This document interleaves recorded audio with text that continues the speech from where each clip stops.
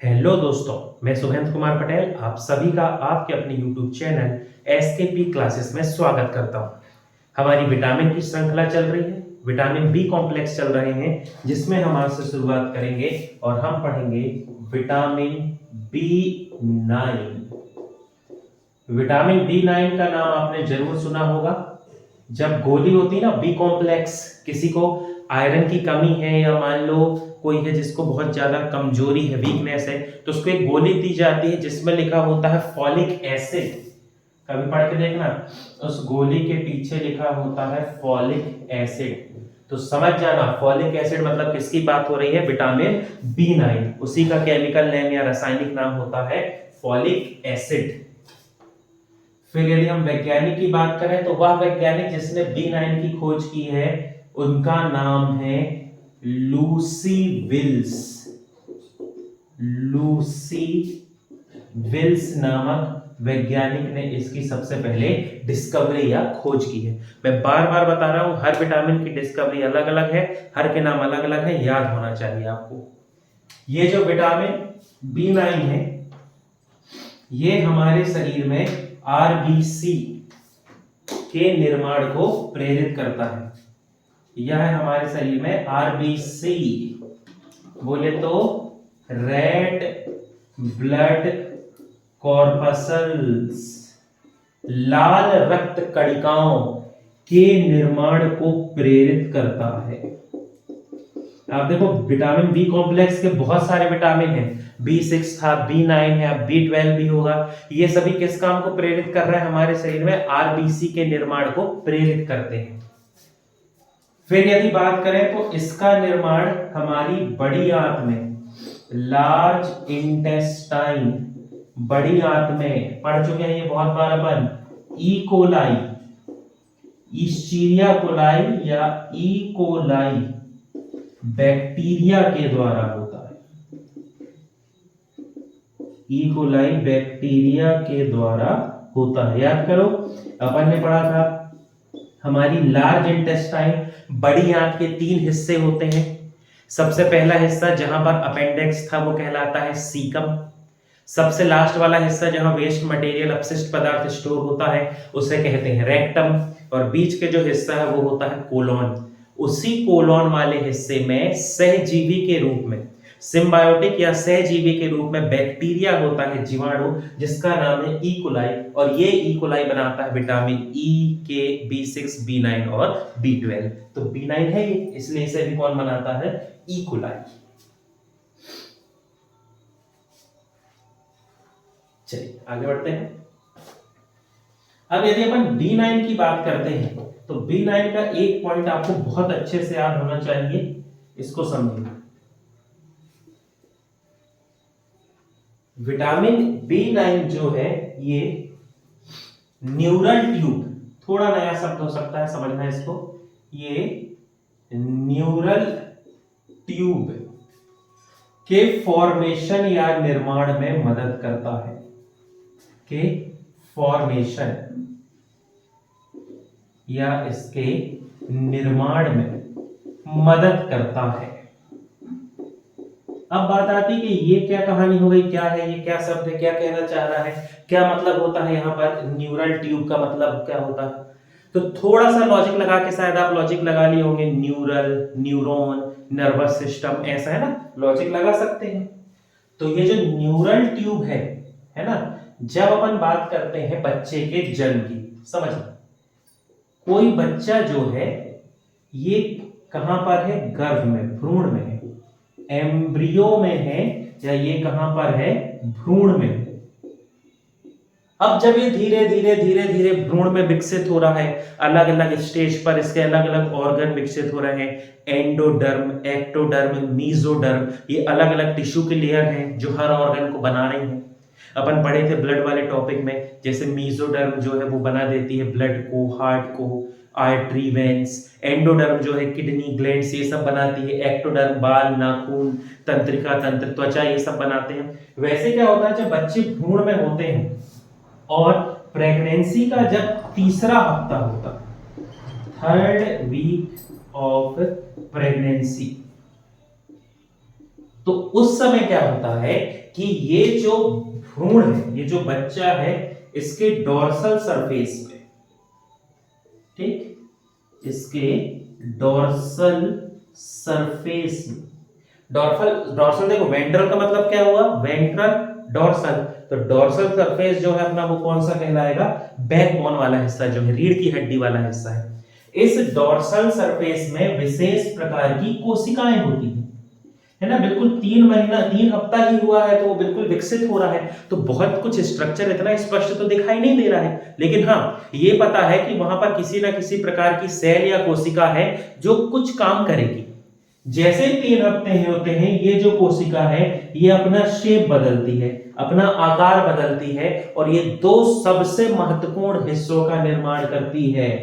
एक होता है हमारा ब्रेन और दूसरा है स्पाइनल कॉर्ड। दोनों शब्द सुने होंगे, ब्रेन मतलब क्या हो गया, अपना मस्तिष्क, और स्पाइनल कॉर्ड मतलब होता है मेरुरज्जु। जब अपन नर्वस सिस्टम पढ़ेंगे ना, वहां ये सब बहुत अपन डिटेल में पढ़ेंगे, ठीक है। तो ये जो सेल जिसने शेप बदलकर ब्रेन और स्पाइनल कॉर्ड को बनाया, नर्वस सिस्टम को बनाया, न्यूरॉन सेल को बनाया, वही वाला हिस्सा जो है ये कहलाता है न्यूरल ट्यूब। बहुत महत्वपूर्ण हिस्सा है, आप समझ सकते हैं जो चीज ब्रेन और स्पाइनल कॉर्ड बना दे वो कितनी जरूरी नहीं है।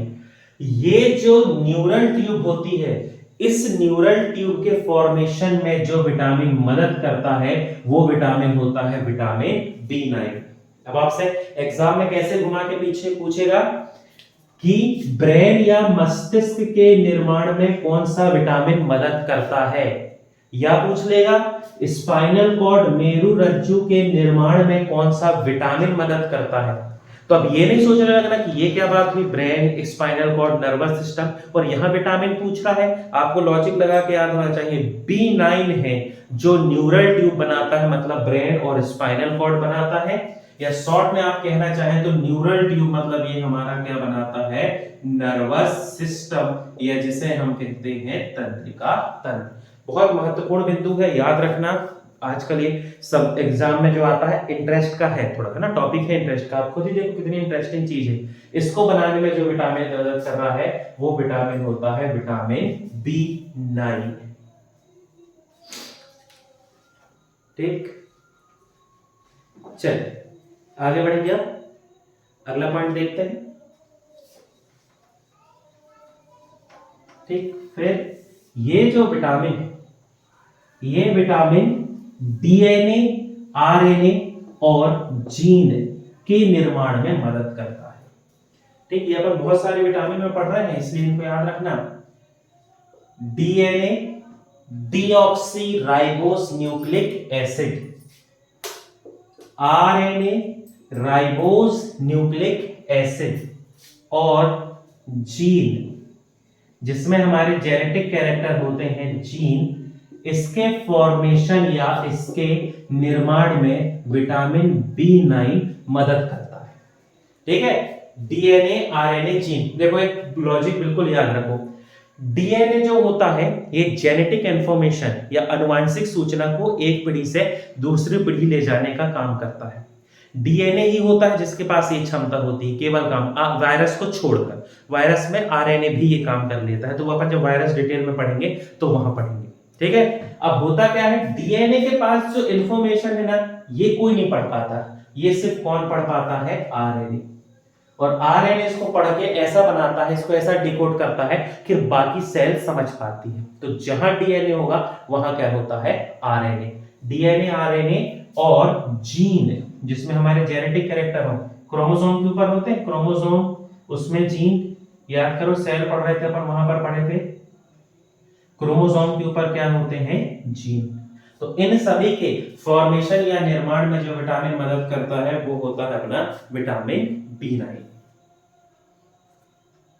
चलिए आगे बढ़ते हैं। अब अपन बात करते हैं, तो अब अपन देखते हैं इसके स्रोत, सोर्सेस या स्रोत। तो स्रोत एक बहुत अच्छा याद रखना, हरी सब्जियां। हरी सब्जी अपन बहुत जगह लिखे हैं, लेकिन यहां पर थोड़ा सा याद रखेंगे, हरी सब्जियां किस विटामिन का सबसे अच्छा स्रोत होती हैं? आपसे एग्जाम में पूछा जाए तो आपका आंसर हो जाएगा विटामिन B9। जो ग्रीन जो अपनी वेजिटेबल्स है, जितनी भी हरी सब्जियां हैं, तो बहुत सारे विटामिन होते हैं, पर यदि एग्जाम में आ गया कि किस विटामिन का सबसे अच्छा स्रोत है, तो उस समय आपका आंसर हो जाएगा विटामिन B9, है ना। फिर क्या होगा, जैसे अपन बात करें ब्रोकली, ब्रोकली ब्रोकली पहचान गए ना, फूल गोभी जैसी जो होती है ना, उसके हरे कलर की, ज्यादा जो ग्रीन सी होती है, रईसों की फूल गोभी कहते हैं जिसको अपन ब्रोकली। फिर यदि अपन बात करें राजमा, चिकन, ठीक, मांस, मछली। अब मछली टर्म आ गया है तो यहां पर एक शब्द आपको याद रखना है, मछली से यहां पर आपको रखना है याद लीवर ऑयल। लीवर ऑयल, या जिसे अपन कभी कभी क्या कहते हैं, फिश ऑयल। लीवर ऑयल का 3 विटामिन बिल्कुल रट लो, कि पहला तो कि सबसे अधिक कौन सा विटामिन होता है, तो आंसर हो जाएगा विटामिन ए। फिर विटामिन ए यदि ऑप्शन में नहीं है तो विटामिन डी, और विटामिन डी भी ऑप्शन में नहीं है तो हो जाएगा विटामिन B9। ये तीनों के लिए आप याद रख लो लीवर ऑयल, फिश ऑयल या लीवर ऑयल, तीनों का स्रोत है। सबसे ज्यादा विटामिन ए, फिर विटामिन डी, और उसके बाद क्या होता है विटामिन B9।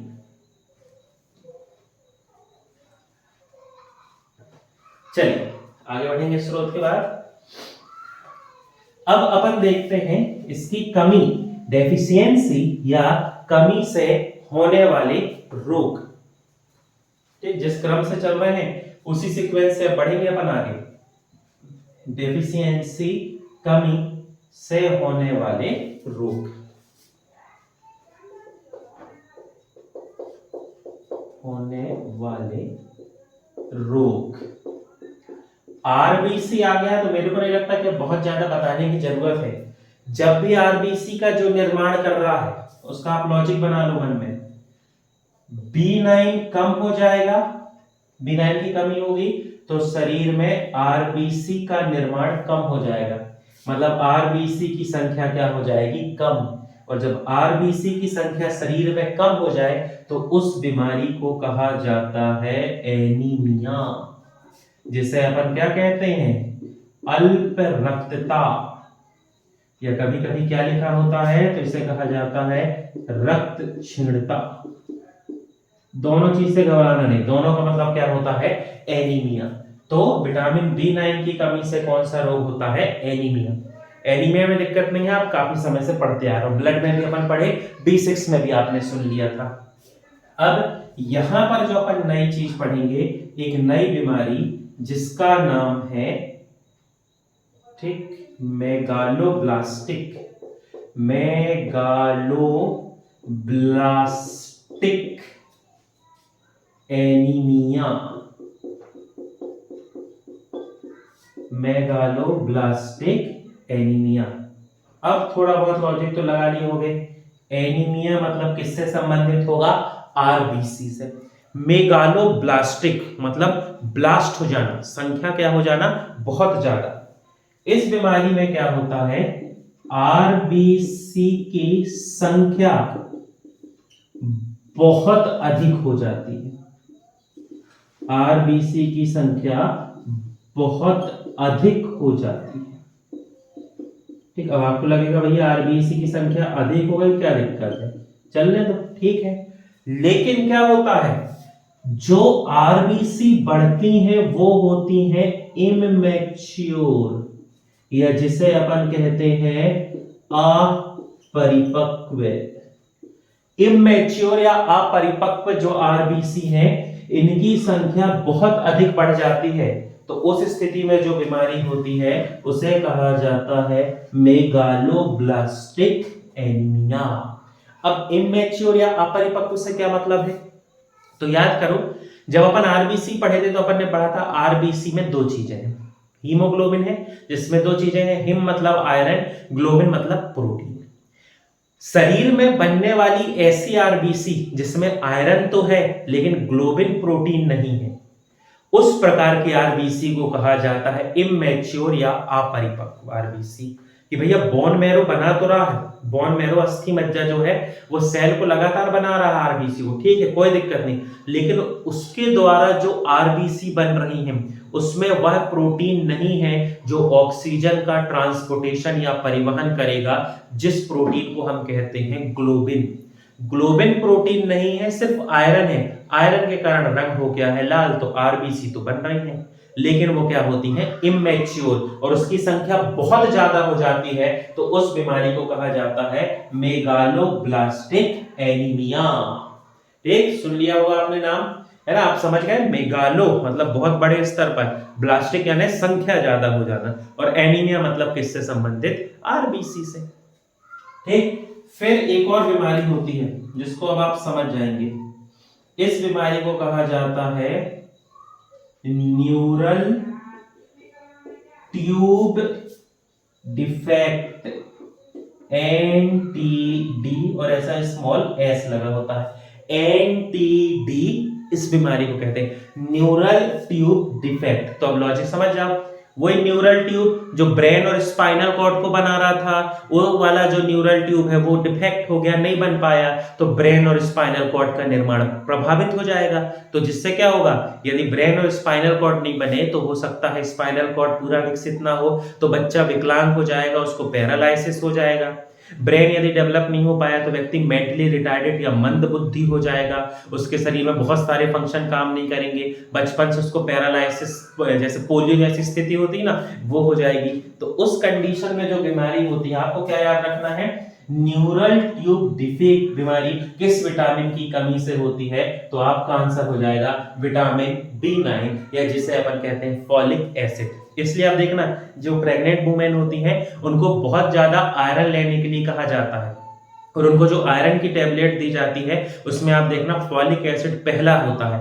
क्यों? क्योंकि फॉलिक एसिड जाएगा, आरबीसी तो बढ़ाएगा ही, सिर्फ आरबीसी बढ़ाना तो आयरन की गोली खा ले सीधे सीधे, आयरन के खा ले, आयरन के जो वो आते हैं सिरप उनको पी ले, लेकिन फॉलिक एसिड ही क्यों देते हैं, एक तो आरबीसी की संख्या बढ़ रही है और साथ ही साथ दूसरा क्या होगा, आरबीसी की संख्या बढ़ने के साथ साथ ये जो न्यूरल ट्यूब है इसका निर्माण भी बढ़ेगा ताकि ब्रेन और स्पाइनल कॉर्ड भी डेवलप हो सके, अच्छे से बन सके, तो ना तो बच्चे में विकलांग वाली स्थिति हो ना ही वो मंद बुद्धि हो। ठीक है, तो ये जो कहानी है ये कहानी हो गई किसकी, यहां पर अपन कहानी पढ़ रहे हैं विटामिन B9। चलिए आगे बढ़ते हैं, अब हम शुरुआत करेंगे, अगला विटामिन पढ़ेंगे। अब हम पढ़ते हैं विटामिन B12, आखिरी विटामिन है ये, है ना, विटामिन की श्रृंखला में विटामिन B12। ये जो विटामिन है इसका रासायनिक नाम है साइनोकोबालामीन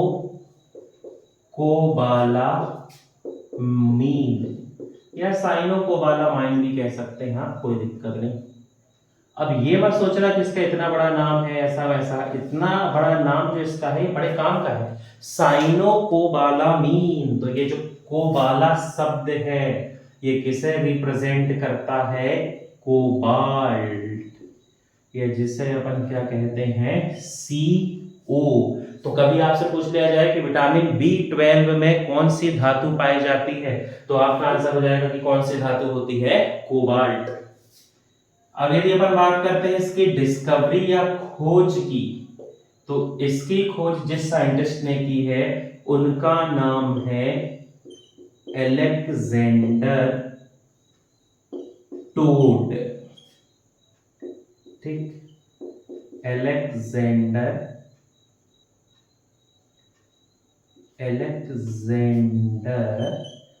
टोड, थोड़ा उटपटांग सा नाम है पर याद कर लेना, अलेक्जेंडर से याद हो जाएगा, अलेक्जेंडर टोड। ये जो विटामिन B12 है ये भी हमारे शरीर में आरबीसी के निर्माण में मदद करता है, आरबीसी के निर्माण में मदद करता है। देखो आज मैं पूरा सेंटेंस इसलिए लंबा लंबा लिख रहा हूँ ताकि जो नोट्स बना रहे हैं वो भी साथ में लिख सकें। और कमेंट में एक दो लोग बोल भी रहे थे कि सर नोट्स नहीं बन पा रहे हैं ऐसा वैसा, तो इसलिए मैं पूरा सेंटेंस लिखा रहा हूँ कि आप ज्यादा से ज्यादा लिख सकें। अब बहुत बड़ा सेंटेंस तो मैं भी पूरा नहीं लिखूंगा, लेकिन हाँ मैक्सिमम जितना हो सकेगा मैं उतने सेंटेंस लिखूंगा ताकि फिर आप उससे थोड़ा सा अपने हिसाब से नोट्स बना सकें। बाकी जो प्रॉपर नोट्स बनाना चाहो तो मैं जो बोलता हूँ उसको भी आप लिखो तो नोट्स बन जाएंगे। ठीक है, पर फिर भी मैं कोशिश करूंगा ज्यादा से ज्यादा आपको लिखा सकूं। फिर यदि हम बात करते हैं डीएनए, आरएनए और जीन, जब भी पढ़े थे अपन विटामिन बी9 में, डीएनए आरएनए और जीन इनके निर्माण में कोफैक्टर या जिसे अपन कहते हैं सहकारक के रूप में कार्य करता है vitamin B12. DNA RNA gene इसको बनाने का काम विटामिन बी9 का ही है, वो इनको बना रहा है, सब कुछ वो संभाल रहा है। लेकिन जब वो बन रहे हैं तो विटामिन बी9 को स्टिमुलेट करना, प्रेरित करना, उसका इस काम में मदद करना, ये सब काम जो करता है ये करता है विटामिन बी12। इसीलिए यहां पर इसके लिए शब्द उपयोग हुआ है कोफैक्टर, या इसे क्या कहा जाता है, सहकारक के नाम से जाना जाता है। ठीक, आगे बढ़ेंगे।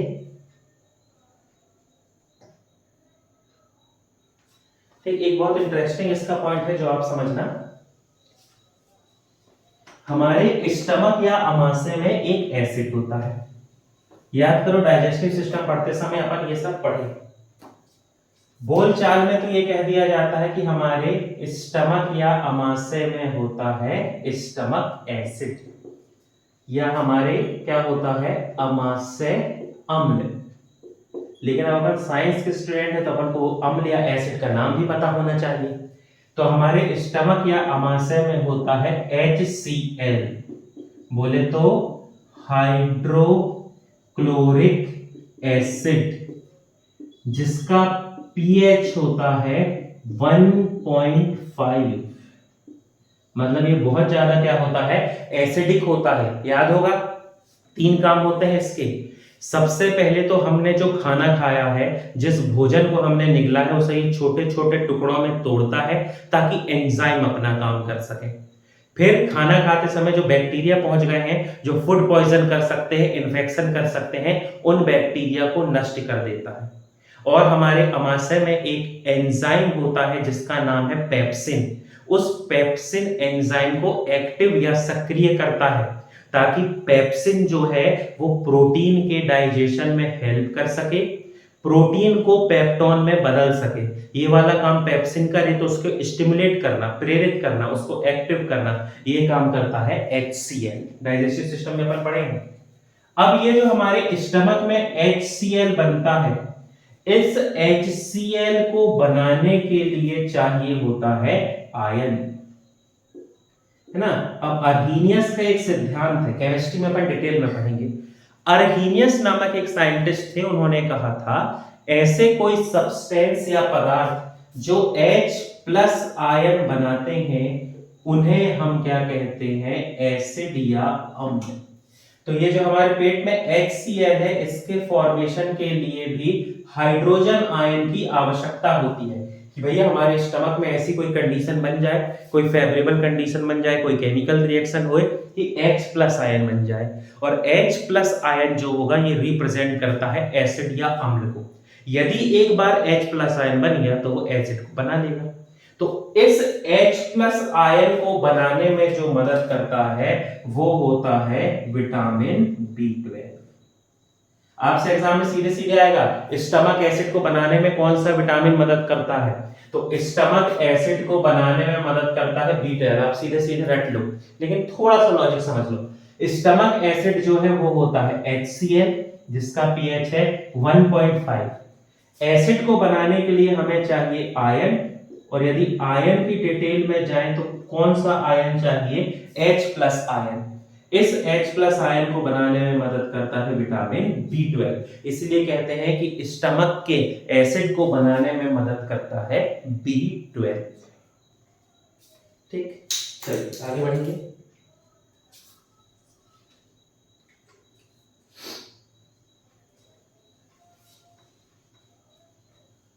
अगला पॉइंट भी आप समझें।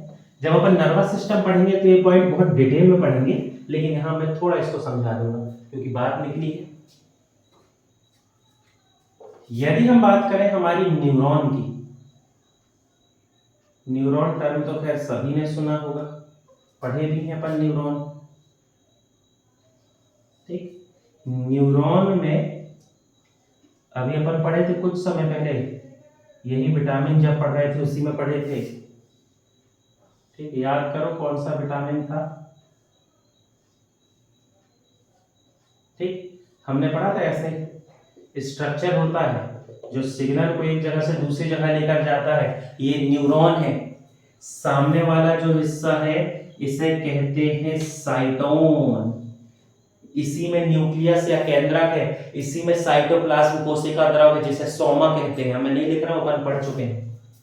फिर ये जो थ्रेड लाइक स्ट्रक्चर है इसे कहा जाता है एक्सोन, और जहां एक्सोन खत्म होता है इसे कहा जाता है एक्सोन टर्मिनल, या इसे कहते हैं नर्व एंडिंग।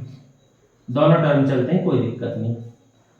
सामान्य किताब में अपन जब पढ़ते हैं तो वहां पर लिखा रहता है नर्व एंडिंग, और थोड़ी जो अपन डिटेल में जाने लगते हैं तो वो एक्सोन टर्मिनल है, क्योंकि वहां एक सिनेप्स नाम का होता है जो सिग्नल को आगे पहुंचाता है। पढ़ेंगे अपन एक विटामिन में, पुरानी वीडियो में जाकर देखें, मैं बताने वक्त भी बता दूं एक सब, लेकिन मैं चाह रहा हूं आप इस पे मेहनत करें इसलिए मैं नहीं बता रहा हूं। ठीक, तो एक्सोन हो गया।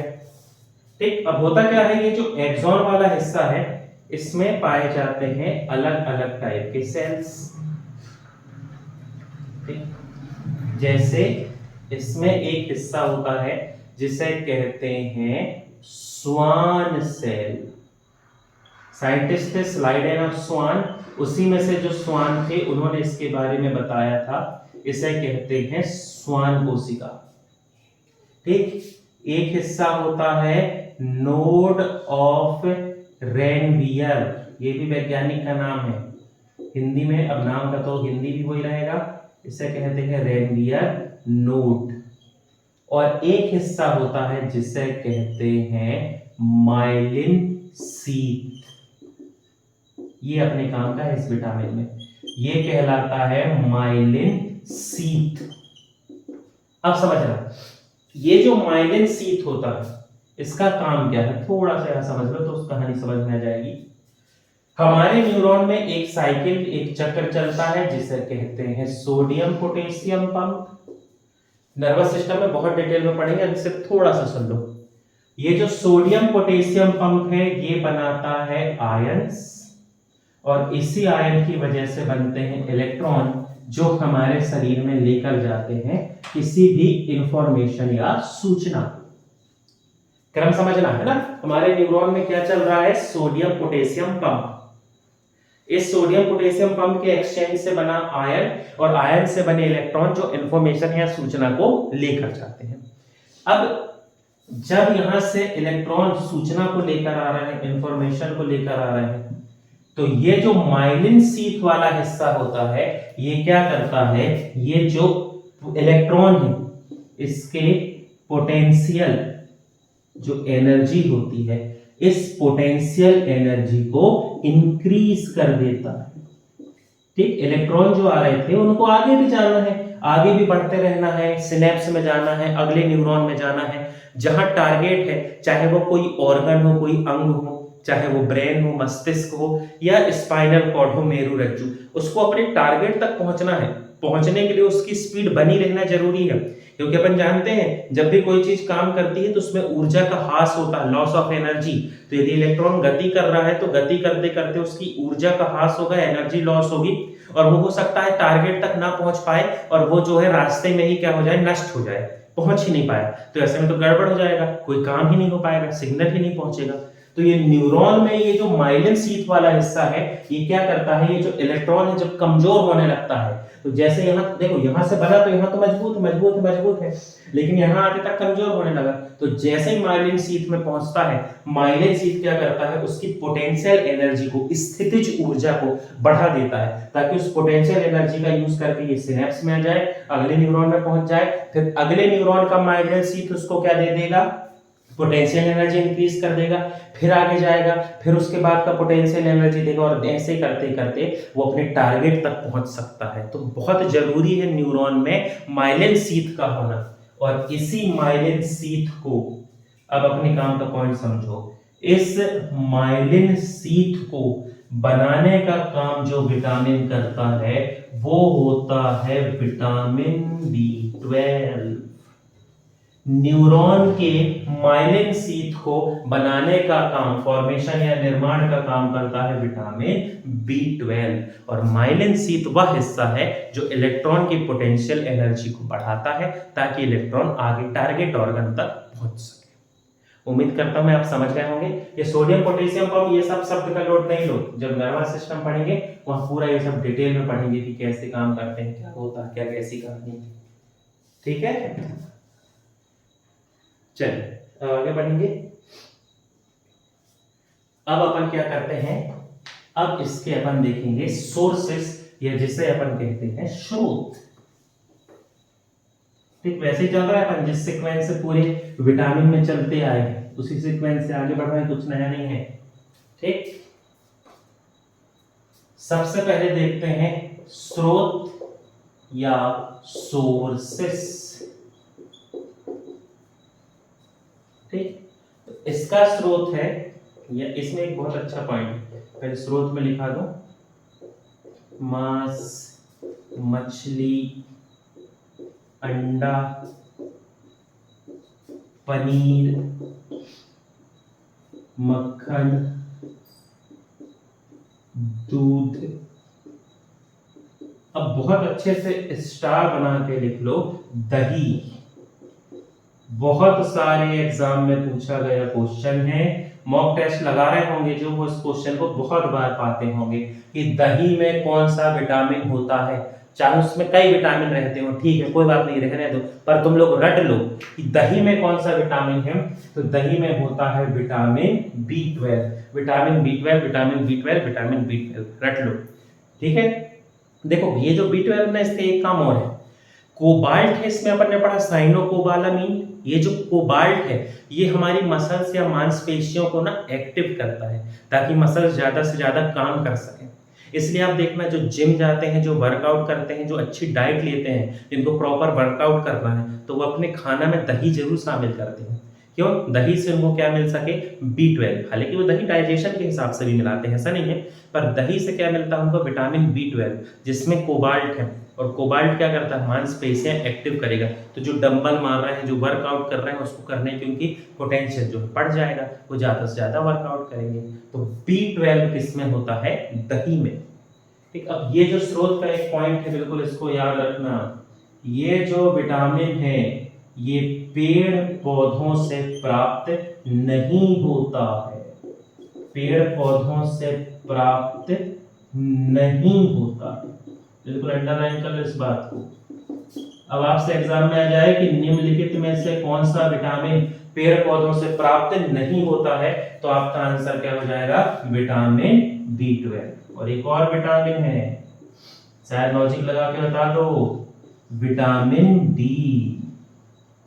विटामिन डी भी जो है पेड़ पौधों से प्राप्त नहीं होता है, और विटामिन B12। पर घबराना नहीं है, विटामिन डी के लिए तो धूप में बैठ जाओ, बढ़िया त्वचा बना देगी। और बाकी जो शाकाहारी हो घबराना नहीं, पनीर, मक्खन, दूध, दही तो खा ही सकते हो, तो इनको खा लो, तो हमारे शरीर में क्या पहुंच जाएगा, B12। ठीक है, यह पेड़ पौधों से प्राप्त नहीं होता है, B12 और विटामिन डी। चलिए आगे बढ़ेंगे। अब अपन देखते हैं कमी से होने वाले रोग, डेफिशिएंसी या इसकी कमी से होने वाले रोग। ठीक, वही क्रम चल रहा है अपना, वही सीक्वेंस चल रहा है, कमी से होने वाले रोग। तो भैया RBC शब्द आ गया है तो बताने की जरूरत नहीं है, पहला जो है वो क्या हो जाएगा, पहली बीमारी तो आपको रट गई होगी, RBC आ गया है मतलब एनीमिया। इस बीमारी में शरीर में RBC की कमी हो जाती है। बोलचाल में क्या कहते हैं? खून कम होने लगा। कभी आपने सुना होगा कहते हैं बोलचाल में खून कम होने लगा। खून की कमी होने का मतलब क्या होता है कि किसकी कमी हो गई है? तो वो कमी कहलाती है आरबीसी की, है ना। मम्मी पापा जो अपने घर में बात करेंगे या आप पड़ोसी के मुंह से सुनोगे तो वो ये कहेंगे खून कम हो गया। अब वो ऐसा नहीं कहेंगे एनीमिया हो गया, पर आप लॉजिक लगा लेते हैं। खून कम हो गया मतलब कौन सी बीमारी हो गई है? एनीमिया। ठीक है। B12 भी कहाँ बनता है? इकोलाई में। मैंने बार बार नहीं बताया क्योंकि इकोलाई पढ़ते समय मैंने बता दिया था।